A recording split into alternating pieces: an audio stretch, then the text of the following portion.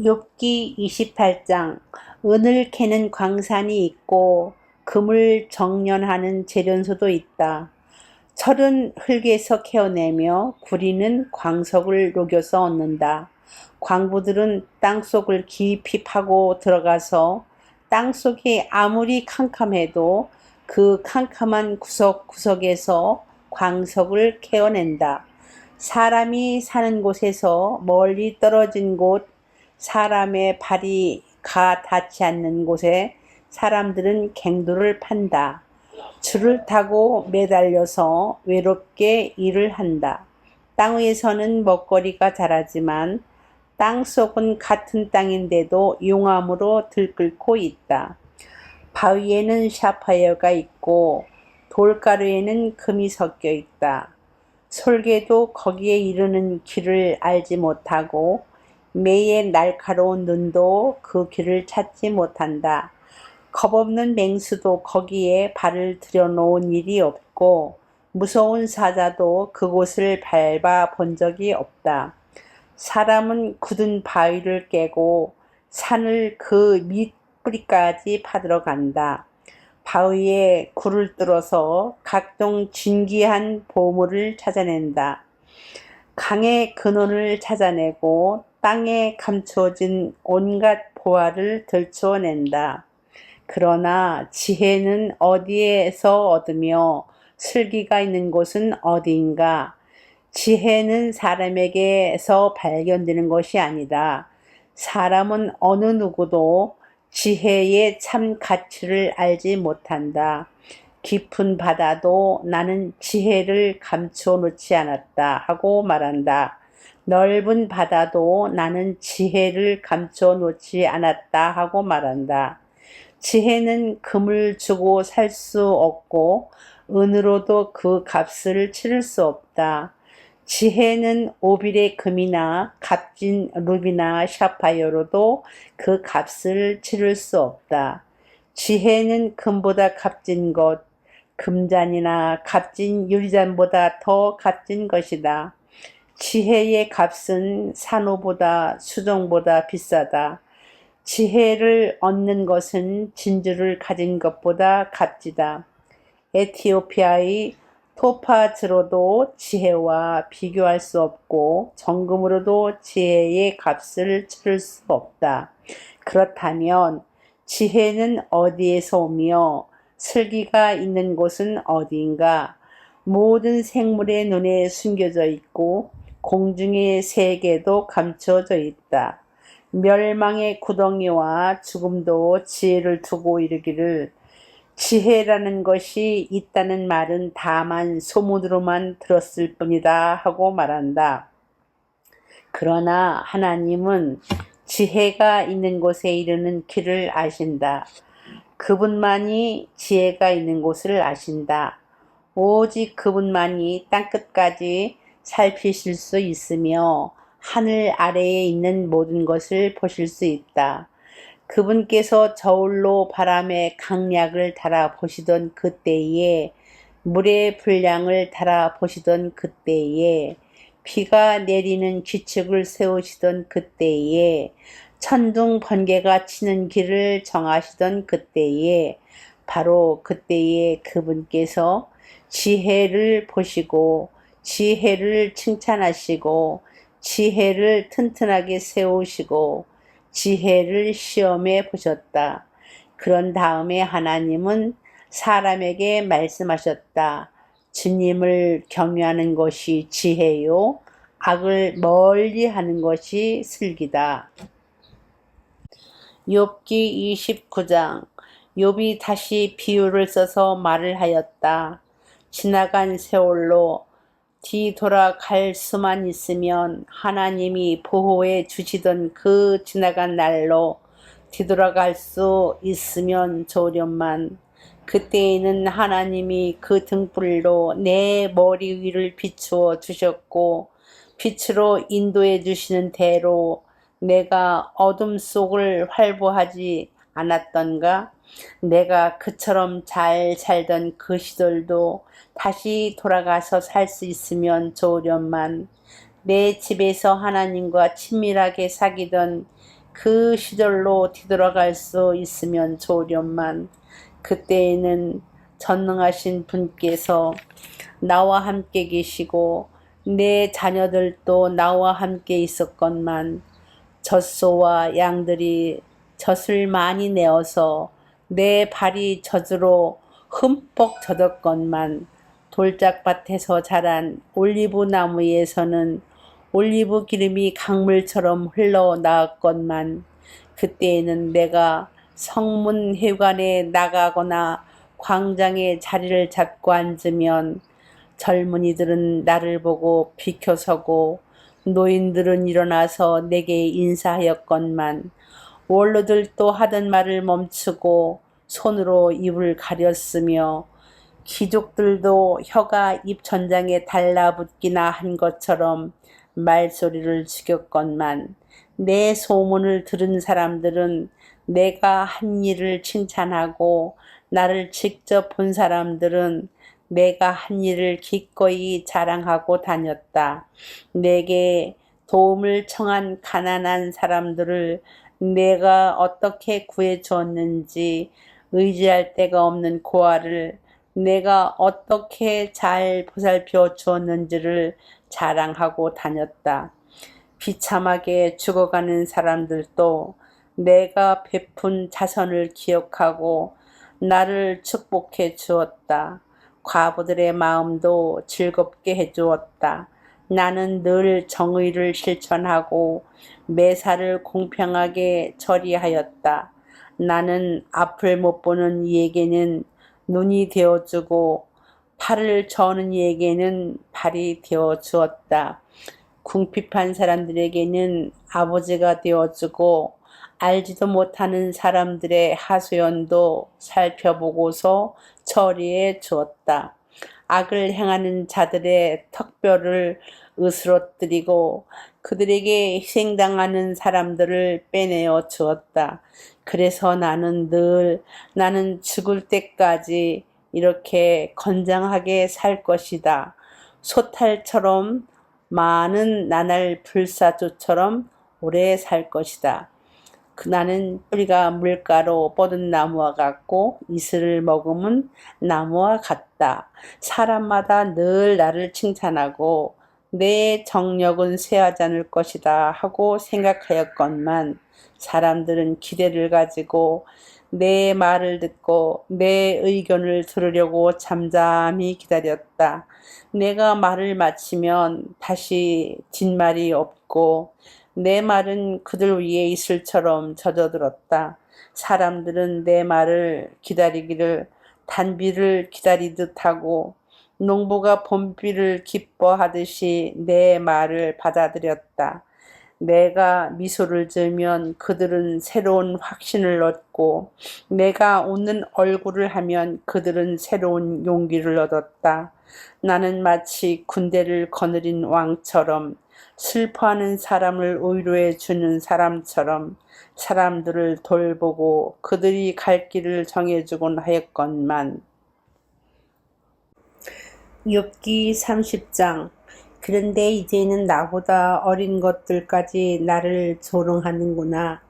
내 양떼를 지키는 개들 축에도 끼지 못하는 쓸모가 없는 자들의 자식들까지 나를 조롱한다. 젊어서 손에 힘이 있을 듯하지만 기력이 쇠하여서 쓸모가 없는 자들이다. 그들은 가난과 굶주림에 허덕여서 몰골이 흉하며 메마른 땅과 황무지에서 풀뿌리나 씹으며 덤불 속에서 자란 쓴 나무를 캐어 먹으며 뱃살이 뿌리로 끼니를 삼는 자들이다. 그들은 사람 축에 끼지 못하여 동네에서 쫓겨나고 사람들이 마치 도둑을 쫓듯이 그들에게 도둑이야 하고 소리를 질러 쫓아버리곤 하였다. 그들은 급류에 패여 벼랑진 골짜기에서 지내고 땅굴이나 동굴에서 살고 짐승처럼 덤불 속에서 움츠리고 있거나 가시나무 밑에 몰려서 웅크리고 있으니 그들은 어리석은 자의 자식들로서 이름도 없는 자의 자식들로서 해초리를 맞고 제 고장에서 쫓겨난 자들이다. 그런데 그런 자들이 이제는 돌아와서 나를 비웃는다. 내가 그들의 말거리가 되어 버렸다. 그들은 나를 꺼려 멀리하며 마주치기라도 하면 서슴지 않고 침을 뱉는다. 하나님이 내 활시위를 풀어 버리시고 나를 이렇게 무기력하게 하시니 그들이 곱비 풀린 말처럼 내 앞에서 날뛴다. 이 천한 무리들이 내 오른쪽에서 나와 겨루려고 들고 일어나며 나를 잡으려고 내가 걷는 길에 덫을 놓고 나를 파멸시키려고 포위망을 좁히고 있다. 그들은 내가 도망가는 길마저 막아버렸다. 그들이 나를 파멸시키려고 하는데도 그들을 막을 사람이 아무도 없다. 그들이 성벽을 뚫고 그 뚫린 틈으로 물밀듯 들어와서 성난 파도처럼 내게 달려드니 나는 두려워서 벌벌 떨고 내 위험은 간 곳 없이 사라지고 구원의 희망은 뜬구름이 사라지듯 없어졌다. 나는 이제 기력이 쇠하여서 죽을 지경에 이르렀다. 지금까지 나는 괴로운 나날들에 사로잡혀서 편하게 쉬지 못하였다. 밤에는 뼈가 쑤시고 뼈를 깎는 아픔이 그치지 않는다. 하나님이 그 거센 힘으로 내 옷을 거세게 잡아 당기셔서 나를 옷깃처럼 휘어 감으신다. 하나님이 나를 진흙 속에 던지시니 내가 진흙이나 쓰레기보다 나을 것이 없다.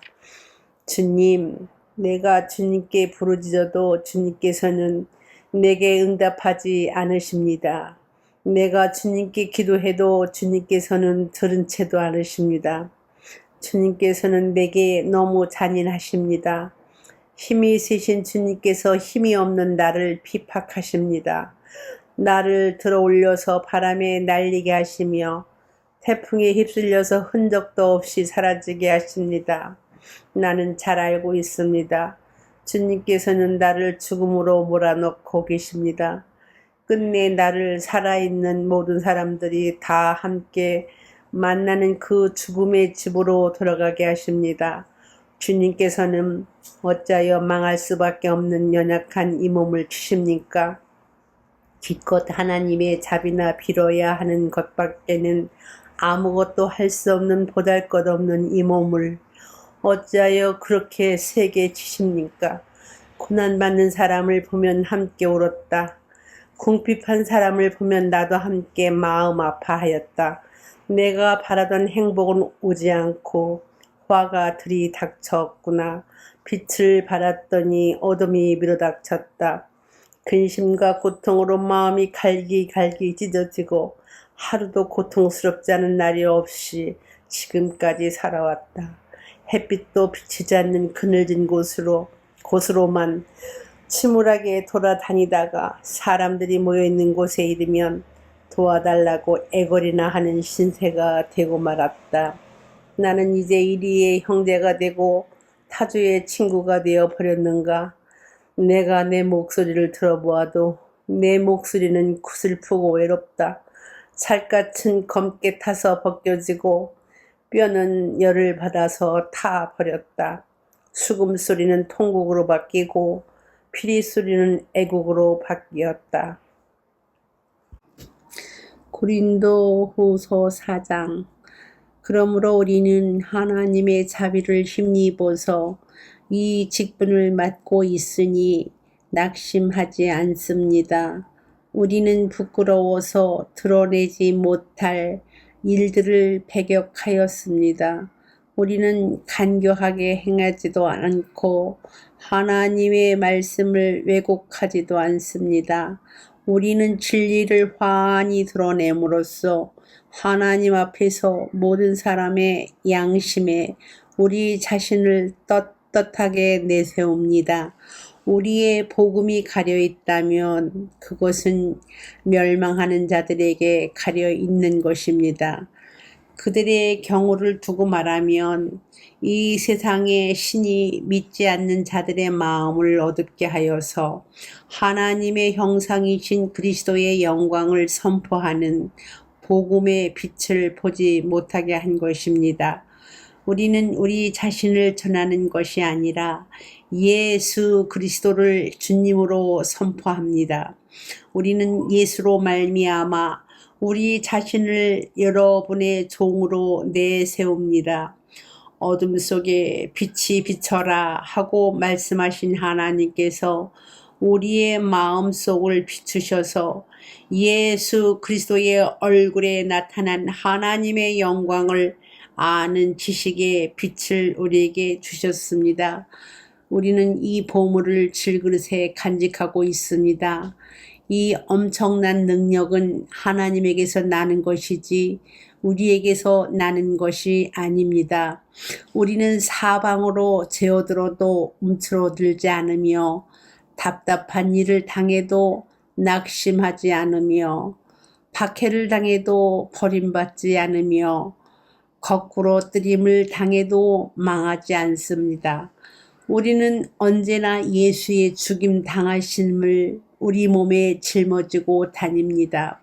그것은 예수의 생명도 또한 우리 몸에 나타나게 하기 위함입니다.